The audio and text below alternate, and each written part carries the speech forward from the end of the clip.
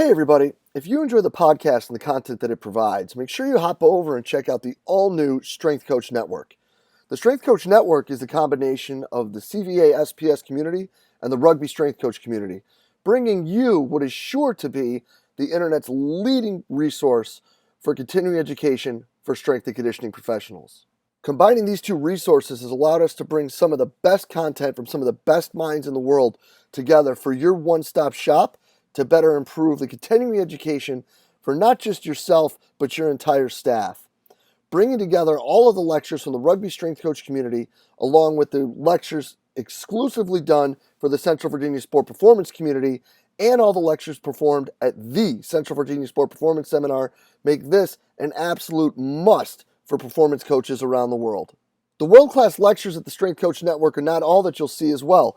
The discussion in the forums and the support and the career guidance from some of the top practitioners in the world, from people all over the world, makes this an absolute must and a great place for you to network, learn, and grow as a performance professional. So hop on over to strengthcoachnetwork.com and use the code CVASPS, that's CVASPS, to get your 48-hour trial for only $1. We're sure you're going to find great value in the Strength Coach Network and are really excited to have you involved. So hop on over to strengthcoachnetwork.com and use the code CVASPS to check it out today. Hey, what's happening, everybody? DeMayo coming at you with this week's edition of My Thoughts Monday.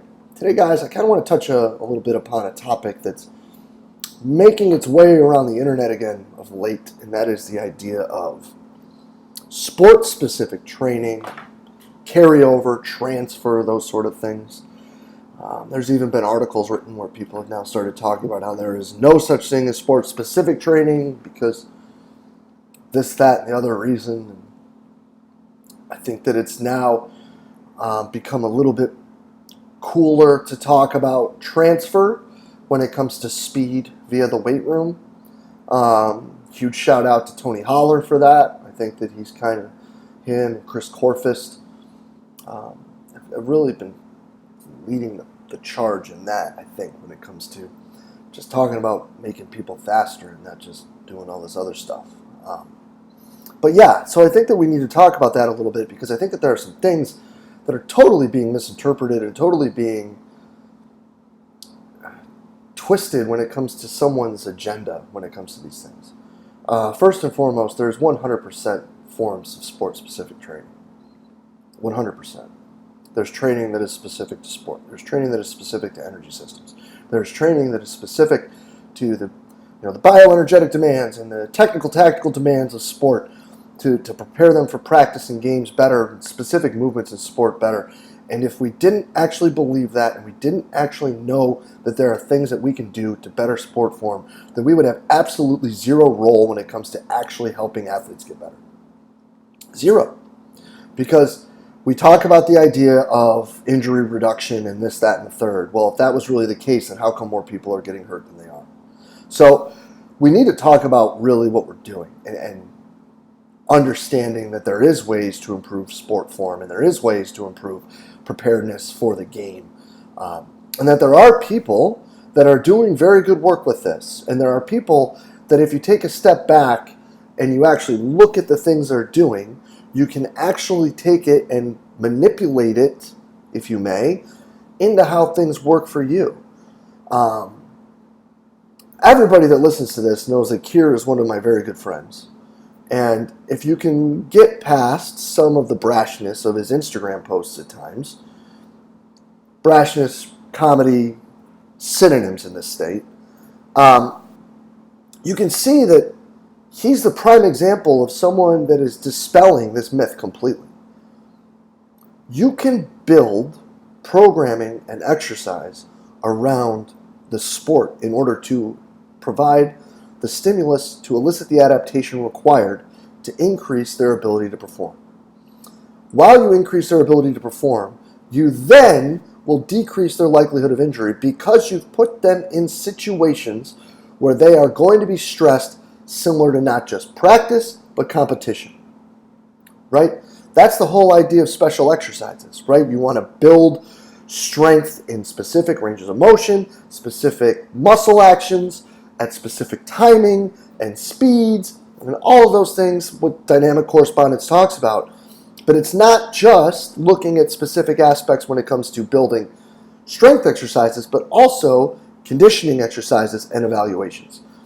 And if you follow him on Instagram, other than some pretty intense and hilarious jokes that you'll see at times, you'll also see that they've built different things and broken down different things in the sport of American football in order to be able to show you that you can make them better at the sport if you reverse engineer the whole thing. So to sit here and say sport-specific training is a myth, for the most part, is nothing but clickbait. Because what you're going to do in that, when you say that, is you're going to get the people who are on your side to click that and read it and go, yeah, you're right, we're right, woohoo! And then you're going to get the people on the other side who are going to be like, I can't believe we're still fighting this.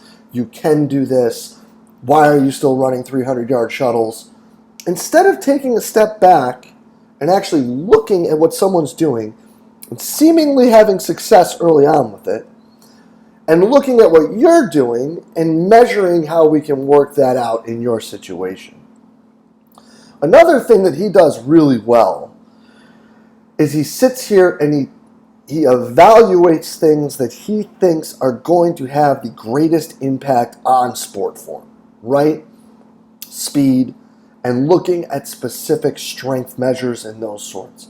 And there was someone who tweeted, I don't remember where it was because it ended up being this huge long thread about strength is this and strength is that, but where someone put out, and I apologize for not having the reference, that like they only saw up to 1.7 times your body weight in a squat increasing sprint speed. Right. So here's my question. If that means that someone who's 200 pounds squatting 350 is somewhere in the area, if we may call it strong enough, why do we even need to test singles? If you think about it, especially American football,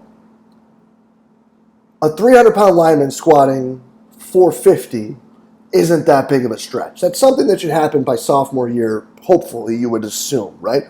Now, injuries and all that, roadblocks, blah, blah, blah, I get it. But that's not anything that we would sit here and be like, well, that's a crazy feat we shouldn't be able to reach. So looking at that, now we're talking about building programs based around speed. If we can slowly build them to these positions and not have to break them down and go crazy with it, now we're talking back to transfer and those things. Maybe they don't need as much time in the weight room. And maybe Landon Evans was right in his first talk at CVASPS back in, I think it was 2013, when he talked about building a program in the NCAA. And that is that the weight room is just a destination. Maybe some of these kids do just need to sprint more. Maybe they do need to run more. Maybe that is where the actual carryover is. Maybe teaching them the technique to cut while you're building these general strength foundations that are going to lead to increased speed and ability to change direction and so on and so forth. Maybe teaching them the technique in the cut then, and then building into these more reactionary self-taught methods as you move forward. Again, looking at it as a general to specific continuum, maybe this is where these things all now start to fit in.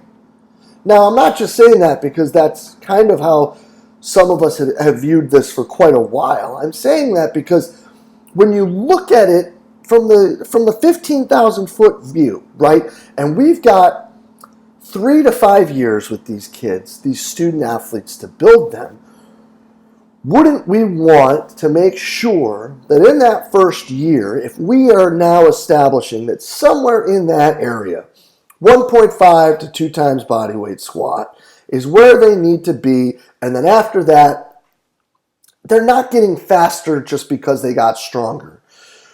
If we can take that and build the other general qualities and build and teach techniques while we're getting the bang for our buck out of the simplicity of the weight room, wouldn't it just make more sense to save those other things for later? Right? That follows the whole idea that Hank Krishenhoff has talked about a trillion times, give them what they need, not what they can handle.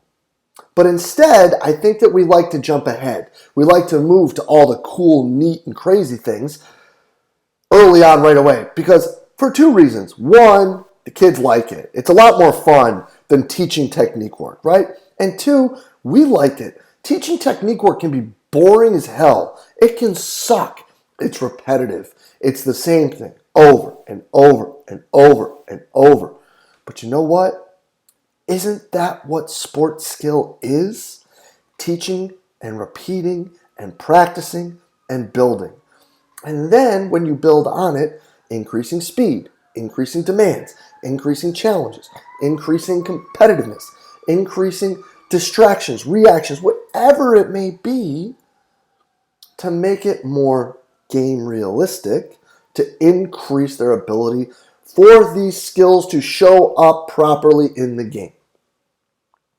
Because when we go back and we look at all of it, if you increase strength in the range of motions necessary, if you increase mobility in the movements needed in the sport, if you increase the stress and speed and all of those things associated with the movement and how they're done in sport, their ability to handle those, you increase the technique, you improve the technique and their ability to withstand, force, and use the technique properly, shouldn't they be better at the sport?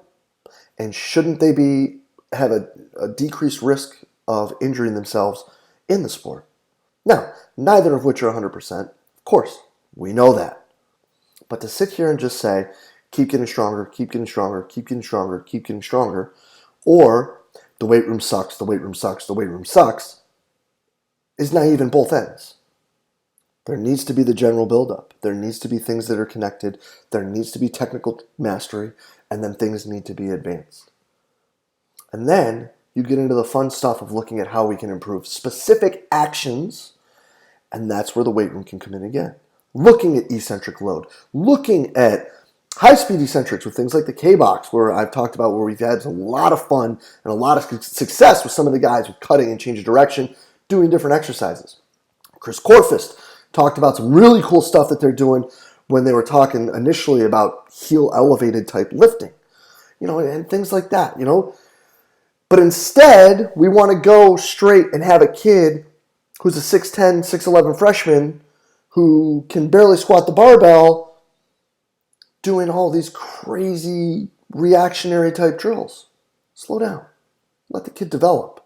You're going to get more bang for the buck, and they're going to develop longer if you take these steps. At least that's what we've seen. And at least I think that if you follow what a lot of these people who are talking about building athletes to perform better in their sport, you're seeing with them as well. So, would love to hear your thoughts, comments, criticisms on that, because this is something that a bunch of us have had a lot of conversations on. How can we build our movement work better? How can we get to these reactionary type different motor learning situations in a safer and more beneficial manner? I'd love to hear your thoughts, comments, criticisms. Post them below. Shoot me a DM, whatever it may be. Always willing to talk and listen and learn more about it. And as always, guys, thank you for everything that you do for us here at Central Virginia Sport Performance. We'll be back next week with another My Thoughts Monday. I'll see you then.